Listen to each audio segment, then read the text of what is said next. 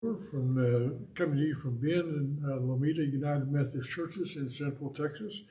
We're just starting the walk to Easter with the 40 days of Lent. One of the traditional ways of starting Lent is on Ash Wednesday.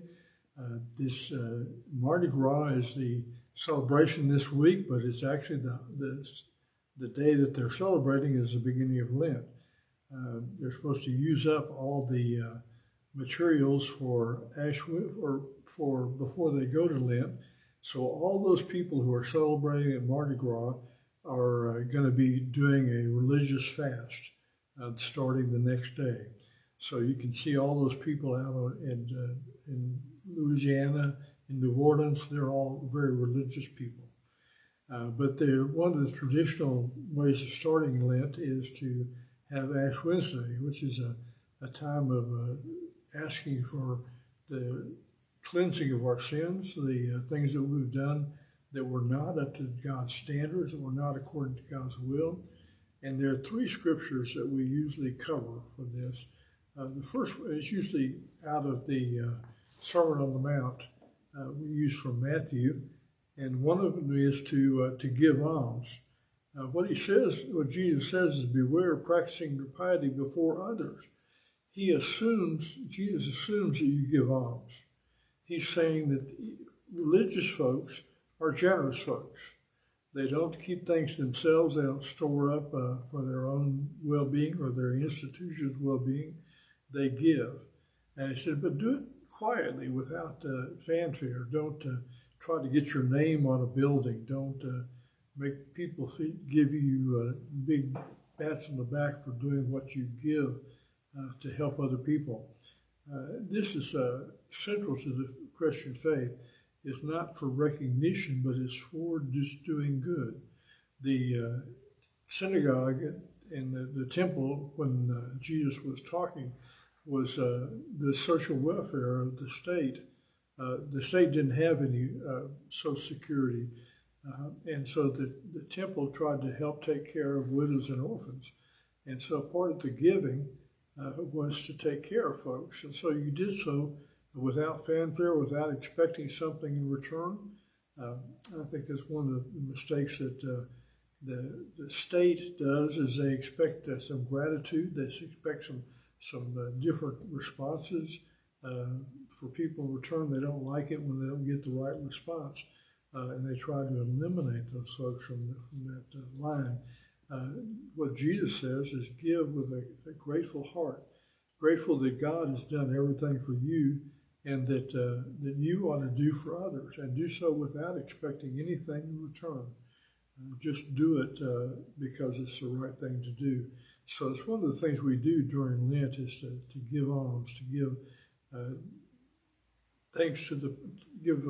benefits to the poor, to those who are struggling in life. There are always going to be people who struggle.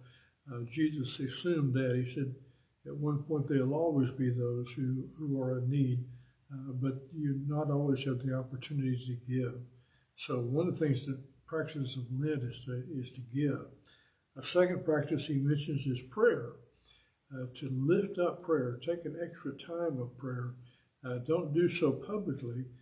So don't do it in the courtyard of the temple. Don't do it in ways that publicize you. Do it in private. Do it in your closet. But pray. Have extra time of prayer. So this Lent, try to have some time to pray and be connected to God. To not just give a request. Many times our prayers are, God, if I were you, this is what I would do. But instead say, God, what do you want me to do? What do you want me to learn out of this? What do you want me how do you want me to grow out of this?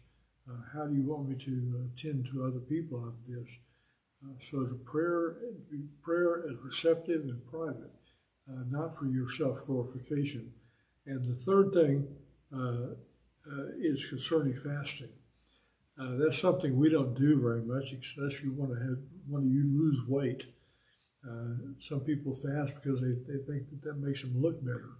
That's not the purpose of fasting. Fasting is to spend some time in prayer, in relationship and contemplation with God, with maybe reading, doing good deeds.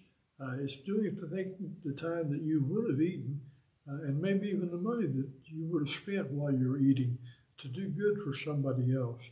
It's not to give yourself, make yourself look better or make yourself feel better. It's not about self at all. It's about doing for other people. And it's about self-discipline. If anything, it's about self-discipline. Because we don't discipline ourselves very well. Whatever we feel like we want to do, we do. Whatever we feel like we want to say, we say. But this is disciplining yourself to not do what your body tells you want to do, and so that you're in control and not your natural appetites, so that you can discipline yourself to do without for the sake of others, to dedicate that time and that money, those resources, to somebody else. Now, if you want to practice the discipline of the spiritual discipline for Lent, let me suggest that these three things you do: that you give alms, that you give for the people, you pray, and you fast. Take a time in which you do without, and then you'll be open to what God has got to do for you. So I hope that's helpful for this Lent, and I hope you will practice those things and feel closer to God, and be ready for Easter. I'll see you next time.